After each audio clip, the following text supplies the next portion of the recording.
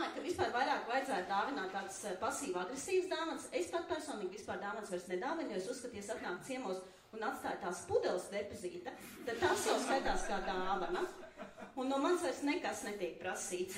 Vai arī atnes tieši tik daudz alkohola, cik pati izdzeru. Tā. Mans realitātes šos varētu būt, ka es biju paredzēta tievāka. Mēs ar māsu esam pilnīgi atšķirīgi cilvēki. Un viens cilvēks, kas mūs tā kā iepazina, viņš teica, tu esi no troņu spēlēm tā, kas saka shame, shame, shame. Un tava māsa ir tā, kas nomētā ar tomātiem. Vai tas ir stikls, vai tur bija stikls, būtu mans nākamais realitātes šovs? Kaut kur aizmugurē tālumā sāk skanēt policijas sirēnas, tad tas, ko es daru, ir nevis es tā kā smuki nostājos maliņā un gan jau viņi ķer noziedzniekus.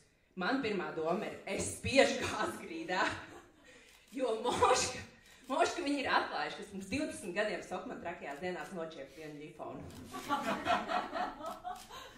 Šādi un tādi iztiku līdz šim posmam. Bet viņai nebija jautājumi, kāpēc es tā piesienos, jo striežot pēc mana izskata, es tam 3 slāņu toalet papīram taupīju gadu.